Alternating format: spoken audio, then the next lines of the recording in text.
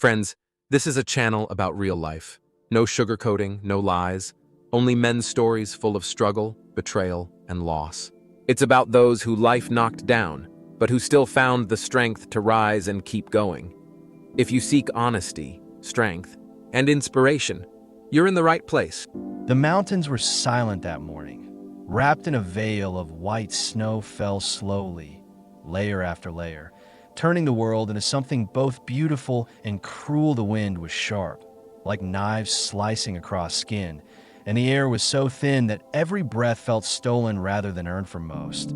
This place was a prison, a cage of ice, but for him, the man who carried both sorrow and fire in his chest, the mountains had become something more, a stage where his fate would be decided. His name was Ethan, though few now called him that. In his village, in the valley far below, they whispered other names: traitor, liar, coward, words that were heavier than any snowstorm, words that cut deeper than frost. He had once been celebrated, once carried the respect of men and the admiration of women. His family had believed in him, his friends had followed him, but that was before the day of betrayal. It had not been his crime. That truth was the fire that burned in his soul. He had been accused of something he did not do, of abandoning his men in the mountains, of leaving them to die when the storm struck. The bodies had never been found. Only whispers carried down with the avalanche. He alone survived that survival. Instead of proof of strength, became a curse. He must have run, he must have chosen himself over them, they said, and once the rumor had spread, nothing could erase it. The memory haunted him like the icy wind. He could still hear the screams of his companions swallowed by the storm, still see the desperate flashes of their torches before the snow buried them forever. He had fought, he had shouted, he had dug until his hands bled, but the mountain was stronger. And yet when he returned alone, battered and half dead, no one saw his fight. They saw only the emptiness behind him, and in that emptiness, they painted him guilty. Now Ethan walked alone, far from the valley, deeper into the wild ranges where no man dared build his home. Each step crunched against the endless ice. Each night, he built a fire with trembling hands. Watching the sparks rise against the black sky, he lived in exile, not by chains or bars, but by shame and injustice. But exile does not break every man some reforges. In those long nights, Ethan thought not only of the betrayal, but of what it meant. He thought of the life he had lost, his wife's warm smile, his son's laughter, the feeling of being trusted, all of it gone, not by his mistake, but by the weight of false judgment. He could let it kill him, or he could climb higher, walk deeper, and find a truth that no lie could bury. The mountains had taken his friends, but they also hid his answers somewhere beyond these ridges. There were places even the villagers did not know, ruins of old travelers, forgotten paths, maybe even the remains of the men he was accused of abandoning. Ethan felt it like a pull in his chest. If he could find proof, if he could uncover the truth hidden beneath the snow, he could return not as a beggar, but as a man reborn. Days turned to weeks, his body hardened, his beard grew long, and the frost no longer pierced him as it once had hunger gnawed at him. But he learned to snare what little life moved in that frozen wasteland. Thirst nearly killed him, but he found ways to melt snow, to catch the water dripping from icicles. Slowly, painfully, he was becoming something else. Not the villager they spat upon, not the leader they had once praised, but a survivor. And then, one night, beneath a sky torn with northern lights, he saw it far away, half buried in the snow. A shadow of wood and stone. It was not natural, it was not a tree, not a rock, it was something built by men.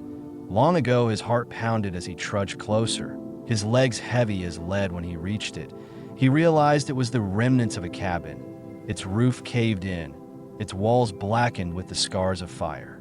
Inside, among the ruins, he found bones, not fresh, not his companions, but ancient travelers who had died long before him. On the wall, faintly preserved under ice, were carvings, strange symbols, like maps of mountains no villager had ever drawn. He traced them with numb fingers, and though he could not yet understand, he knew this. He was not the first to be tested by these peaks, and he would not be the last. That night, as the aurora danced.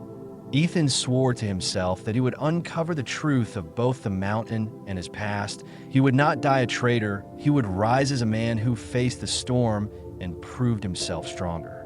The wind howled outside the ruined cabin, but Ethan no longer feared it for the first time in months. He felt not like a man running from shame, but a man chasing destiny. The next morning, the storm had eased, but the mountains still seemed alive with whispers that only Ethan could hear. Every ridge held a secret, every shadow seemed to watch him, as if the world itself were judging his steps. He packed what little food remained in his bag, slung over one shoulder, and began to climb higher, following the faint trail of footprints in the snow. He did not know whose they were, or whether they had been made yesterday or decades ago, but instinct told him that they were connected to what he had been searching for since the moment the mountains had claimed his friends. Hours passed, and the sun rose pale and weak over the peaks, turning the snow into a blinding white. See, Ethan's eyes burned from the reflection, and yet he could not stop. The wind whipped his face and drove ice into his bones. Yet he welcomed it, for it reminded him that he was alive, that he could still feel, and that survival required not just strength but endurance. He thought of Sarah and the children he had once held close before the storm and betrayal had severed those bonds. They were memories, now flickers of warmth in a frozen world. But even memories had power. They pushed him forward into the unknown. By midday, he stumbled upon an old trail hidden beneath a ridge. The snow had almost erased it completely, but the faint marks of human passage were still visible. He followed the trail and found an abandoned cabin half buried in ice. The door hung crooked from its hinges, and the windows were darked over with frost. Yet from somewhere within it seemed to exude a warmth, a flicker of something alive. He hesitated, the lessons of caution drilled into him from years in the wild, warning him not to enter yet. Something deeper than fear pulled him forward, the voice of destiny. He told himself, the voice of what had been denied to him. Inside the cabin, it was darker than he expected, yet the smell of charred wood and old smoke clung to the air. As he stepped across the threshold, his boots left faint prints in the dust. He ran his hand over the walls and discovered old etchings, lines, and symbols that told stories, long forgotten travelers lost to the mountain, legends of creatures that prowled beneath the snow, the whispers of men who had disappeared without a trace. Each symbol seemed to vibrate with a hidden energy. Ethan felt it pressing into his mind, making his head swim and his heart race. He sat down on the broken floorboards, trying to catch his breath, yet sleep refused him, even as exhaustion threatened to take him. Hours became days inside the cabin. He survived on what he could salvage from broken crates and melting snow. He explored every corner, finding old journals, maps, and fragments of lives left behind. He pieced together stories of other men who had come seeking fortune, glory, or refuge, only to vanish into the same storm that had claimed his friends. These men had left warnings carved into walls and scribbled in books. Ethan read each word, absorbing the fear and determination of those who had tried before him. He began to understand that the mountains were testing more than body. They tested mind, courage, and conviction. He began marking his own notes on the walls, making plans for the path ahead, understanding that he could not simply survive. He had to confront the truths buried beneath the ice. On the fourth day, he heard something that made him freeze. The wind shifted and carried a faint sound, of voice calling from far below the ridges. His heart leapt. Was it Sarah or Mark or Lily? Had they followed him somehow, or were they trapped somewhere unseen? He shouted back, his voice breaking through the hollow cabins and across the frozen hills, but only the echo returned. He pressed on nevertheless, every fiber of his being straining toward the sound through snowdrifts deeper than he could have imagined. He clawed his way forward, slipping and falling, yet rising again. The voice faded and returned in cycles, sometimes near, sometimes impossibly distant. He realized that whatever called him was not bound by ordinary reality, and that to answer it, he must abandon all sense of normalcy. That night, the sky erupted in pale greens, and blue's northern lights dancing like ethereal phantoms across the horizon. The snow around the cabin seemed to glow faintly, reflecting the shifting colors. Ethan watched transfixed and felt a strange calm settle over him. Despite the terror, exhaustion, and the constant threat of the storm, he felt something he had not felt in months, a sense of purpose, a clarity that came from understanding that his path was his own alone. He did not know what awaited him tomorrow, but he knew that whatever lay ahead, it would not break him as the lies of men had tried to do. He was not a traitor. He was not weak. He was a survivor, and every step through snow and shadow affirmed that truth. The storm had returned with a fury unlike anything Ethan had faced before. Snow whipped across the ridges in sharp waves, obscuring every landmark and turning familiar paths into a maze of white. He had learned to read the mountains, to understand their moods, but this was something else, something alive that shifted and twisted the snow around him, hiding dangers that lurked beneath the surface. The cold burned into his lungs, and he felt the sting of frostbite creeping into his fingers, yet he pressed on, driven by a force he did not fully understand. Through the night, he stumbled upon a narrow ravine. The wind howled through it like the cries of lost souls, and the snow formed shapes that seemed almost deliberate. He thought he saw shadows moving against the walls of ice and rock, and for a moment he feared he had lost his mind. Yet every instinct told him that what he saw was real, that something in the mountains was aware of him, watching, testing his resolve. He climbed the jagged edges, slowly, carefully, using every ounce of strength to stay upright. He felt exhaustion like a weight pressing on his chest, yet he could not stop, not when he was so close to answers that might restore his life and clear his name. When he reached the top of the ravine, he saw it through the swirling snow, a structure half buried in ice and frost, an old observatory built generations ago to study the peaks and the stars. Its roof was caved in and windows shattered, but from within came a faint light, flickering almost as if alive. Ethan approached cautiously, his boots sinking into deep snow. He heard a faint whispering voice calling his name, or perhaps it was the wind mimicking the sound. He paused and considered turning back, but something in his heart refused. He had survived too much, endured too many injustices to turn away now. Inside the observatory, it was warmer than the outside. Though still bitterly cold, a fire had long gone out, but embers remained glowing faintly. He explored the circular room, examining charts, telescopes, and broken furniture. Discovered symbols etched into the walls, ancient writing. He could not decipher at first, but as he traced the lines with his fingers, they began to form images of men and women walking the peaks of the mountains, facing storms, wolves, avalanches, and strange creatures that seemed to shift shape in the snow. He realized that this place had been a refuge and a prison for generations, that those who came seeking answers often disappeared, leaving only their marks on the walls.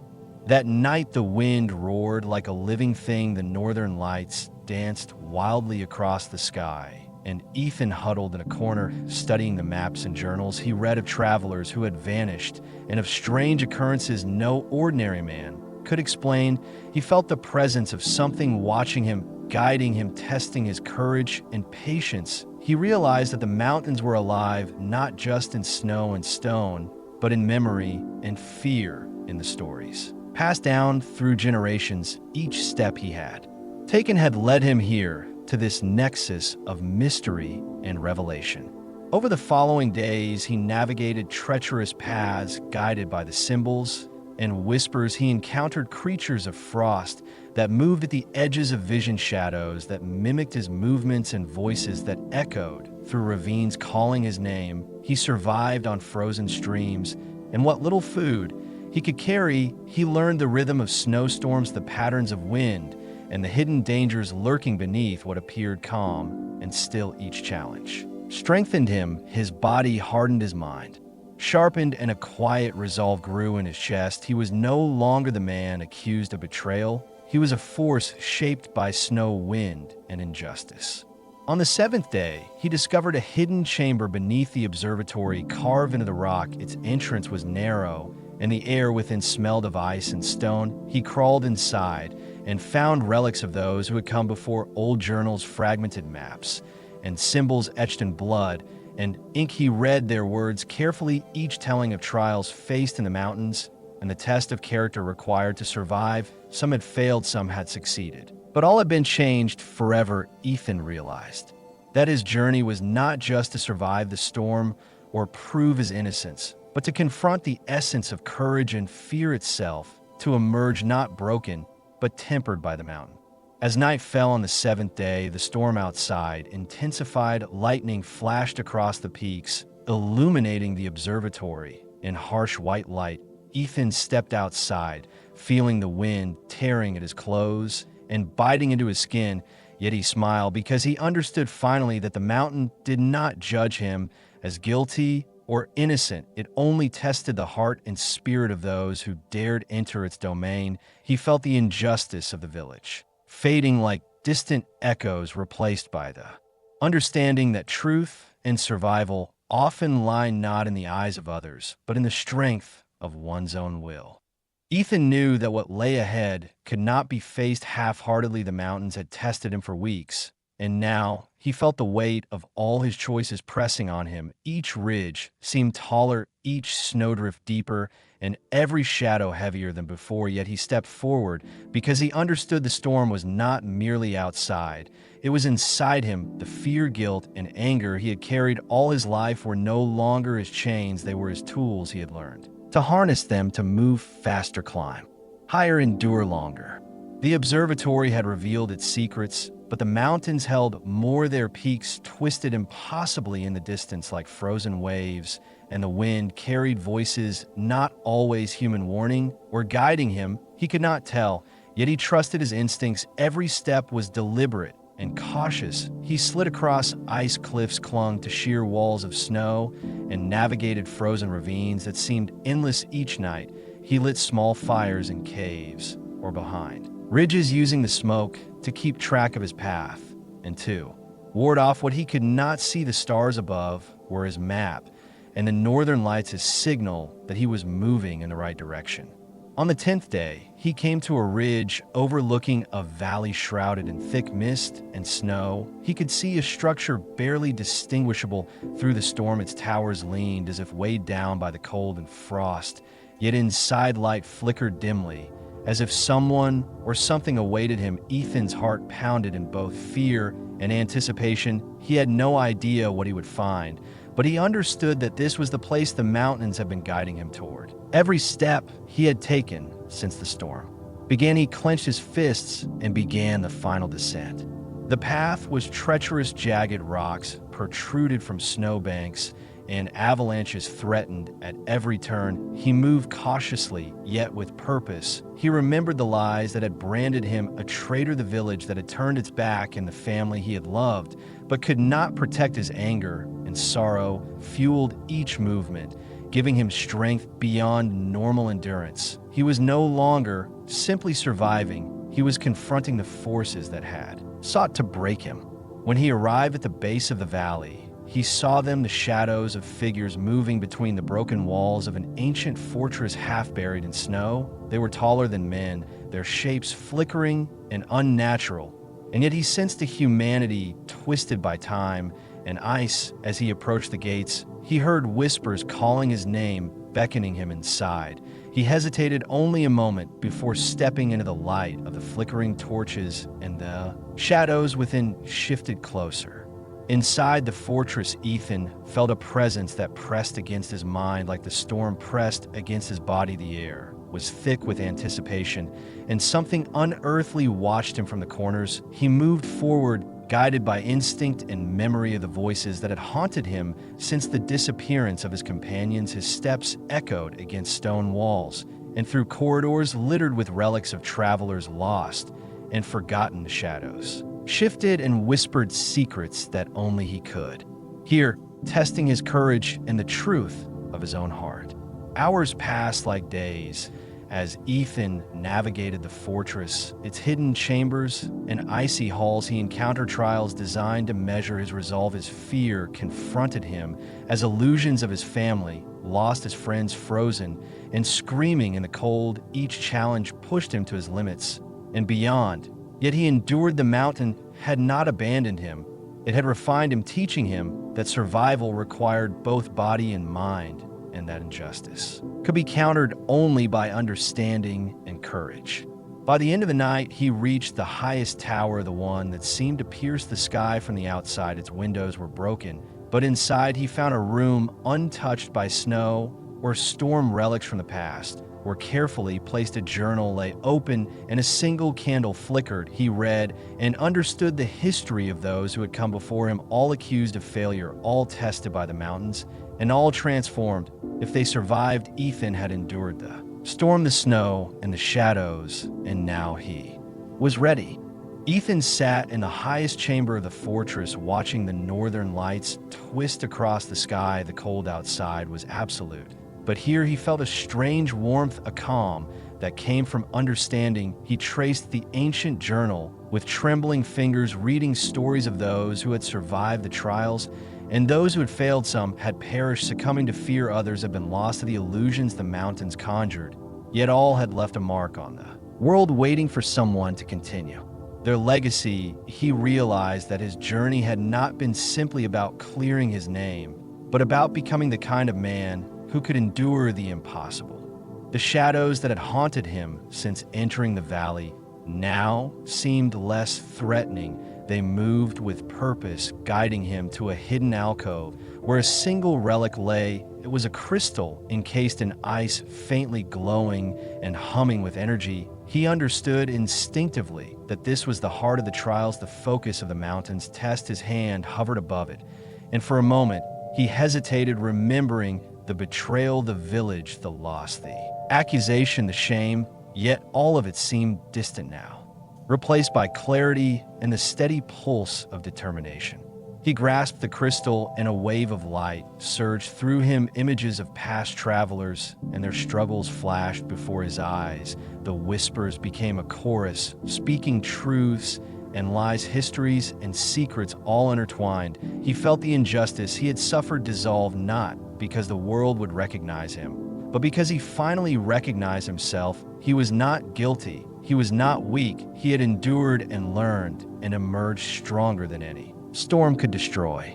The journey back through the fortress was both familiar and new. The shadows now seemed to salute him, moving aside as he passed through halls and corridors. He felt the wind of the mountains following him, guiding him down the ridges. The snow was still fierce, yet he no longer feared it. Each step was measured, sure, confident. The valley spread before him as dawn broke, pale sunlight reflecting off endless snow and ice. He felt a connection to everything around him: the mountains, the storms, the lost travelers, and the spirit of survival that had always existed here.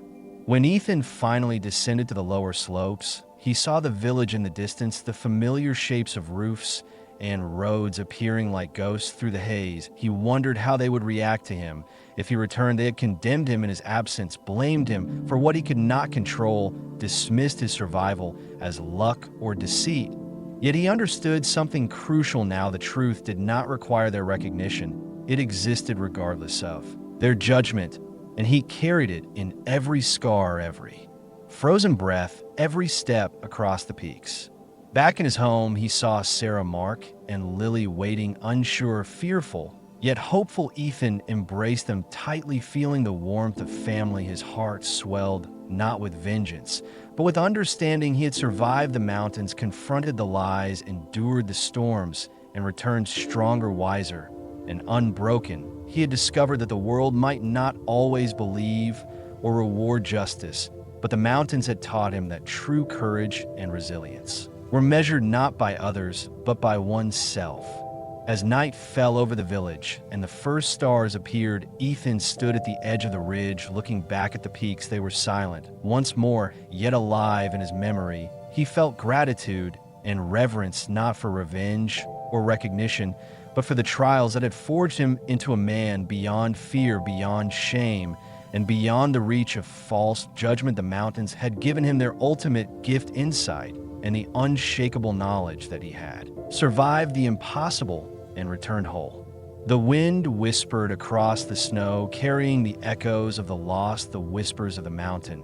and the pulse of life itself, Ethan closed his eyes, breathed deeply, and for the first time in months felt complete, not because the village believed him, but because he had faced everything alone and emerged victorious. The night was quiet, the stars endless, and the mountains eternal, and Ethan knew that he would carry their lessons with him always.